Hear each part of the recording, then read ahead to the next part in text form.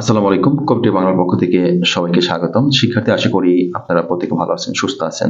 আপনারা যারা ২০২৪ সালে নবম শ্রেণীর সমাপনী পরীক্ষা দিচ্ছেন, আপনাদের মনে অনেক প্রশ্ন। আপনারা অনেকেই একটি টেনশনে বাঁচতেছেন না যে এবছর পরীক্ষার ইতিহাসের সবচেয়ে কঠিন পরীক্ষা হবে। এক হচ্ছে সিলেবাস নতুন, দুই হচ্ছে নতুন সরকার।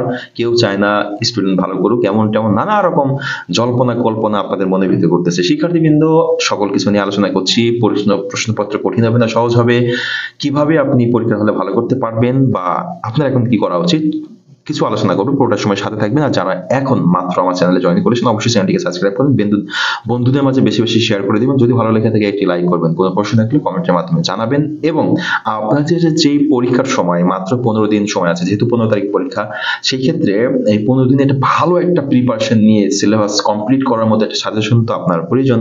কবিটা বাংলা সেই সাজেশন দিয়েছে, স্পেশাল সাজেশন। আপনারা নিয়ে পড়াশোনা শুরু করতে পারেন, সমস্যা নাই। যে 15 দিন আছে, 15 দিন ইনশাল্লাহ আপনার সিলেবাস কমপ্লিট হয়ে যাবে।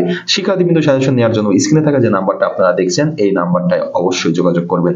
বিশেষ করে হোয়াটসঅ্যাপে মেসেজ করলে হবে, কিভাবে নিতে হয় আপনাকে স্মরণ করিয়ে দিবে। শিক্ষার্থীবৃন্দ, মূল কথায় আসছি যে এবছর পরীক্ষার প্রশ্নপত্র নাকি অনেক কঠিন হবে। আসলে প্রশ্নপত্র অনেক কঠিন হইতেই পারে। কেন হইতে পারে? দেখেন, এবছর আপনারা যারা পড়াশোনা করতেছেন, আমরা সাধারণত যেটা দেখি, কারিগরি শিক্ষা বোর্ডে বিগত সালের প্রশ্নের প্যাটার্নেই প্রশ্ন এসে থাকে, এবং কিছু প্রশ্ন বিগত সালের প্রশ্ন থেকে কমন আসে, বা আমরা যে সাজেশনটা প্রত্যেক বছর দিই, ওই বিগত সালের প্রশ্ন প্যাটার্ন দেখে প্রশ্ন থেকে হেল্প নিয়েই কিন্তু আপনাদের সাজেশনটা দিই, যে এই প্রশ্নটা এবছর মোস্ট ইম্পর্টেন্ট, ওর থেকে প্রশ্ন আসেও। কিন্তু এবছর আপনাদের যেই 2024 সেশনে নতুন বই, নতুন কারিকুলাম, নতুন পরীক্ষা পদ্ধতি, সবকিছু নতুন। হ্যাঁ, তো সেই ক্ষেত্রে বিগত সালের প্রশ্নের সাথে কিন্তু এবছর প্রশ্নের কোনো মিল থাকতেছে না।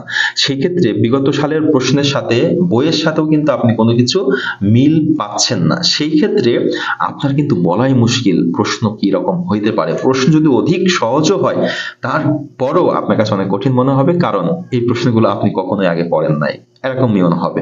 এজন্য অনেক কঠিন মনে হবে। শিক্ষার্থীবৃন্দ, প্রশ্ন অনেক সহজ হবে, যেহেতু নতুন কারিকুলাম, পরীক্ষা পদ্ধতি, আমাদের পরীক্ষার যেই পদ্ধতি, সেটাও কিন্তু খুব লেট করে দিচ্ছে। সেই ক্ষেত্রে হচ্ছে আপনাদের 2024 সেশনের পরীক্ষাটা খুবই সহজ হবে। এখানে আপনাদের ফিজিক্স নাই, কেমিস্ট্রি নাই, হায়ার ম্যাথ নাই। আপনারা ইনশাল্লাহ ভালো একটা রেজাল্ট করতে পারবেন 2024 সেশনে, এবং স্মরণকালের সবচেয়ে ভালো একটা রেজাল্ট হবে আমি মনে করি। আপনারা হতাশ হবেন না।